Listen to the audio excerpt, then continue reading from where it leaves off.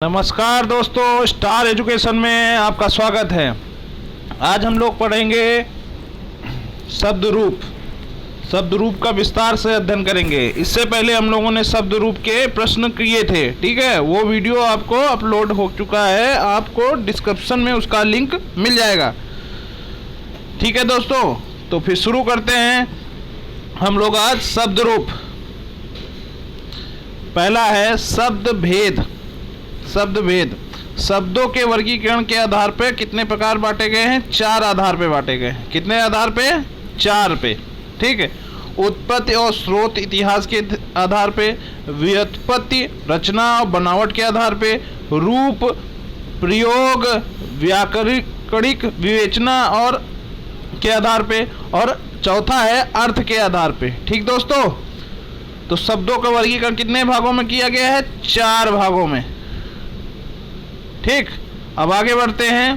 पहला है उत्पत्ति और स्रोत के आधार पे। उत्पत्ति, स्रोत और इतिहास के आधार पे ये कितने प्रकार में बांटे गए हैं? ये बांटे गए हैं 5 प्रकार के होते हैं। ये कितने प्रकार के होते हैं? 5 प्रकार के, ठीक है। कौन कौन से? पहला है तत्सम। पहला क्या है? तत्सम, संस्कृत के समान जो होते हैं, ज्यों का त्यों प्रयोग में लाते हैं। संस्कृत के वो शब्द जो ज्यों का त्यों प्रयोग में लाए गए हैं वो क्या कहलाते हैं? तत्सम, ठीक है। जैसे अग्नि, वायु, माता पिता आदि, ठीक है दोस्तों। सेकंड है तद्भव।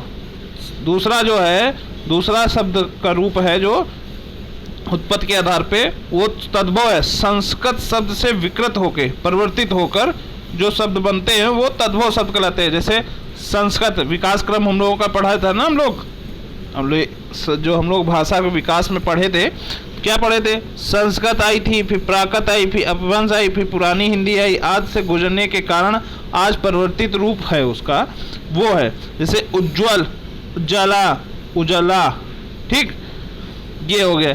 तीसरा क्या है हम लोगों का?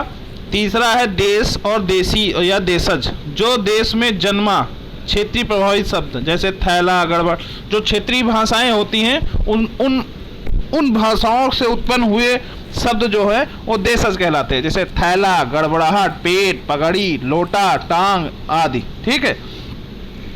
अब इसी के आधार पे आगे बढ़ते हैं इसी क्रम में। चौथा है विदेशज और विदेशी शब्द। विदेश में जन्मा, अन्य देशों की भाषा से आए हुए शब्द जो का त्यों अपना लिया गया हो, वो जैसे ऑफिसर, लालटेन, हॉस्पिटल, कैप्टन, कप्तान, ये क्या है? ये विदेश से आए हुए शब्द हैं, ठीक है दोस्तों। जो हम लोगों के देशों में आक्रमण हुए या लोग आए दूसरे देश में, यहाँ पर वो कुछ अपनी साथ संस्कृत, सभ्यता और भाषाएं लेके आए और उनका रूप यहाँ पर छोड़ के गए हैं, वो शब्द ही विदेशी शब्द कहलाते हैं। जैसे मुस्लिम के शासन के प्रभाव में आए थे अरबी फारसी। क्या आए थे? अरबी फारसी भाषा आई थी। उसी क्रम में यूरोपीय और ब्रिटिश शासन के प्रभाव में आए थे अंग्रेजी, ठीक है। तो आगे पढ़ते हैं अधिक प्रचलित वर्ग।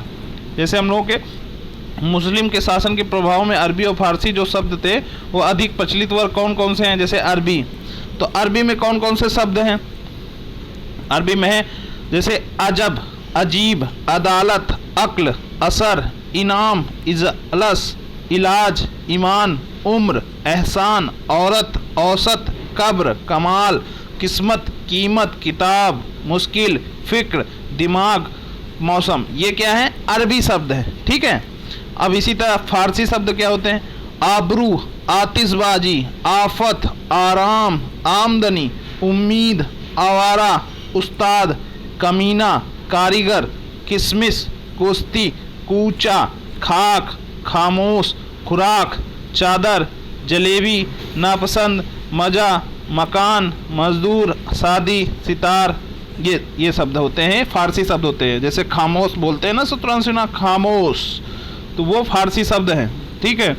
अंग्रेजी शब्द, अंग्रेजी में क्या था? अपील, कोर्ट, मजिस्ट्रेट, जज, पुलिस, टैक्स, कलेक्टर, डिप्टी अफसर, vote, copy, pencil, pen, pin, library, school, college, doctor, compounder, nurse, chocolate, पतलून, hand, bus boot, shirt, sweater, hand, battery, ये सब, साइकिल आदि।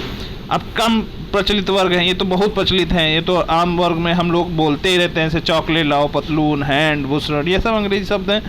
अब हम लोग क्या शुरू करते हैं, कम प्रचलित वर्ग के विदेशी शब्द जो कम प्रचलित हुए थे वो, जैसे तुर्की में उर्दू, बहादुर, अजबक, तुर्क, कुर्ता, कलिग, कैंची, चाकू, काबू, कुली, गलीचा, चकमक, चिक, चमाक, तमाचा, ताश, तोप, तोपची, दरोगा, बावर्ची, बेगम, चमचा, मुचलक, ये सब क्या है, तुर्की हैं, कम शब्द प्रचलित हैं, ज़्यादा नहीं बोले जाते हैं। उसी तरह पश्तो, पठान, मटर गश्ती, गुंडा, वाडा, खर्राटा, तहस नहस, तस मस, खचड़ा, अखरोट, चख चख, पटाखा। ठीक, अब हम आगे आते हैं पुर्तगाली। क्या है, अनानास, अलमारी, आलपीन, आया, स्त्री, इस्पात, चाबी, तौलिया। पुर्तगाली शब्द जो होते हैं मोस्टली घर के जो सभी सामान हैं पुर्तगाली शब्द से ही बने हुए हैं। मोस्टली जो शब्द मिलते हैं, बहुत अधिकतर से अधिकतर जो घर में यूज होते हैं शब्द, वो पुर्तगाली ही शब्द होते हैं। ठीक है, अत्यंत कम प्रचलित वर्ग के विदेशी शब्द फ्रांसी, फ्रेंच में काजू, कारतूस, कर्फ्यू, कूपन, अंग्रेज, जैसे हम लोग कहते नहीं थे जब कोरोना फैला था तो कर्फ्यू लग गया था, तो कर्फ्यू क्या है, फ्रांसीसी फ्रेंच वर्ड है, ठीक है, शब्द है। डच में तुरुप, जम आदि। ठीक, रूसी में रूबल, जार, मिग, ठीक, वोटका, ये रूसी शब्द हैं। चीनी क्या है, चाय, लीची, चीकू, चीनी इत्यादि। ठीक है दोस्तों, जैसे हम लोगों का शक्कर बोलते हैं, चीनी में क्या बोलते हैं, चीनी भाषा में चीनी बोलते हैं। ठीक है, चाय बोलते हैं। अब आगे हम पांचवे में आते हैं, हम लोग अभी चौथा पढ़े थे ना, अब पांचवा पढ़ते हैं, संकर शब्द। दो भिन्न स्रोतों से आए शब्द के मेल से बने नए शब्द को संकर शब्द कहते हैं। दो भिन्न स्रोतों से, ठीक है, अलग अलग स्रोतों से आए हैं, कोई इस भाषा का है, कोई उस भाषा का है ना, उनसे उनका मिलन जो होता है, मेल से जो नया शब्द बनता है वो क्या होता है, संकर शब्द होता है। जैसे छाया और दार, छाया संस्कृत शब्द है और दार फारसी शब्द है, तो छायादार। इसी तरह पान हिंदी का है और दान फारसी, तो पान दान। अलग अलग भाषाओं का मिश्रण ही संकर शब्द कहलाता है। ठीक, अब दूसरा है रचना बनावट के आधार पे। रचना और बनावट के आधार पे कितने हैं, तीन प्रकार के, रूढ़, यौगिक और योग रूढ़। अगर पूछा जाए कि रचना के आधार पे शब्द को कितने भागों में बांटा गया है, तो कितने भागों में बांटा गया है, तीन प्रकारों में। कौन सा, रूढ़, यौगिक और योग रूढ़। ठीक है दोस्तों, फिर आगे बढ़ते हैं। अब जानते हैं रूढ़ क्या होते हैं, सार्थक खंड ना हो।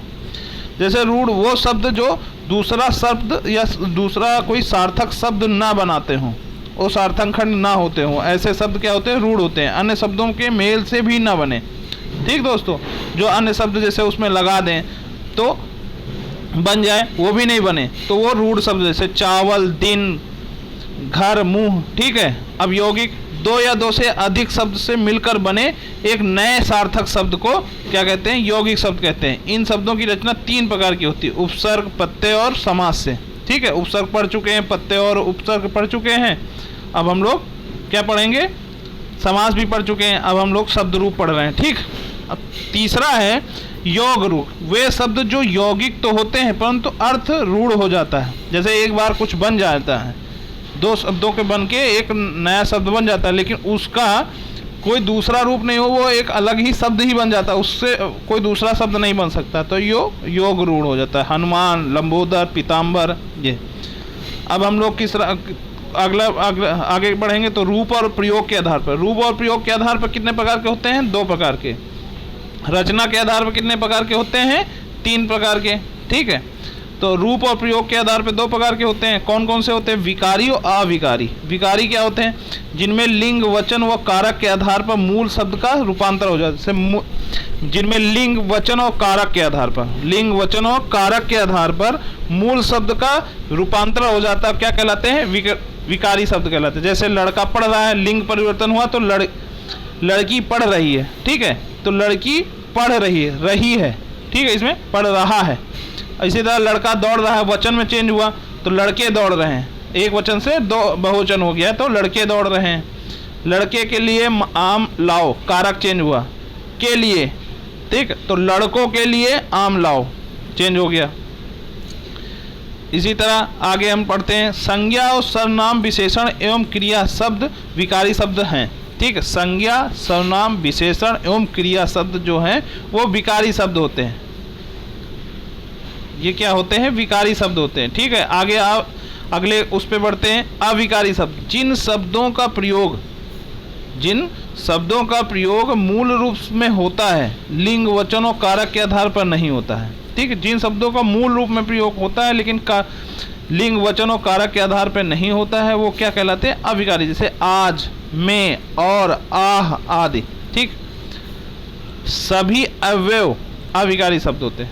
अब ये चीज़ें क्वेश्चन पूछी जाए, जैसे पूछ लिया जाए कि अविकारी शब्द में कौन कौन से होते हैं, तो अविकारी में ऑप्शन में दिया है सभी अव्यव, तो वो सही आंसर होगा। ठीक है, सभी अव्यव अविकारी शब्द। जैसे क्रिया विशेषण अव्यव, आज, कल, अब, संबंध बोधक अव्यव, में, से, पर, के, ऊपर, समुच्चय बोधक अव्यव, और, परंतु, या, इसलिए, विस्मय बोधक, आह, हा, हाय, ओ। अब चौथा है हम लोगों का अर्थ के आधार पे। अर्थ के आधार पे कितने प्रकार के होते हैं? 3 प्रकार के, एकार्थी शब्द, अनेकार्थी शब्द और समानार्थी शब्द। ठीक है दोस्तों, तो एकार्थी शब्द कौन क्या क्या होते हैं, चलिए पढ़ते हैं। एकार्थी शब्द जिन शब्दों का एक ही अर्थ होता है, अर्थ के आधार पे जो होते हैं वो कितने प्रकार के होते हैं? 4 प्रकार के, गलत हो गया, अर्थ के आधार पे 4 प्रकार के होते हैं। ठीक है, एकार्थी शब्द जिन शब्दों का एक ही अर्थ होता है वो एकार्थी शब्दों से गंगा, पटना, जर्मन, राधा, मार्च। ठीक, अनेकार्थी जिन शब्दों के एक से अधिक अर्थ होते हैं उनको अनेकार्थी शब्द करते हैं। आगे हिंदी में यही हम लोग पढ़ेंगे भी, एकार्थी शब्द, अनेकार्थी शब्द, समानार्थी शब्द, विपरीतार्थी शब्द। ठीक है, अनेकार्थी शब्द अभी हम लोग तत्वो तत्सम इसी में पढ़ेंगे। ठीक है दोस्तों, तो ये सब बेस है। ठीक है, तो अनेकार्थी शब्द जिन शब्दों के एक से अधिक अर्थ होते हैं, जैसे हार का गले की माला भी कहा जाता है और पराजय को भी कहा जाता है। कर में हाथ भी कहा जाता है और टैक्स भी कहा जाता है। अर्थ में प्रयोजन भी कहा जाता है और धन का भी प्रयोग किया जाता है अर्थ। ठीक है, अब इसी तरह तीसरा जो है हम लोगों का समानार्थी शब्द। समानार्थी शब्द क्या होता है? पर्यायवाची। अनेक शब्द ऐसे हैं जो समान अर्थ देते हैं। उदाहरण आकाश का नभ, गगन, अंबर, आसमान, ये क्या है? समानार्थी शब्द हैं। पर्यायवाची को समानार्थी शब्द कहते हैं, एक ही शब्द के कई अर्थ हों। ठीक है,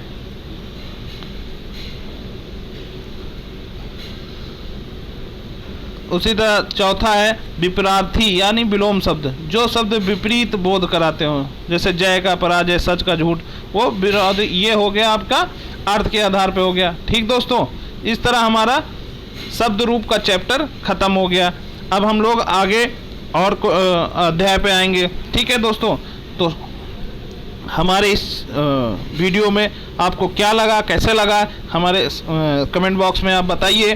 thank you for watching. Like करिए, अपने दोस्तों को ज़्यादा से ज़्यादा शेयर करिए और इस चैनल को सब्सक्राइब करिए। ठीक दोस्तों, और जो भी कुछ आपको लिखना है कमेंट बॉक्स में लिखिए, जिससे हम और अच्छे से अच्छा वीडियो बना सकें। ठीक दोस्तों, नमस्कार, बहुत बहुत धन्यवाद।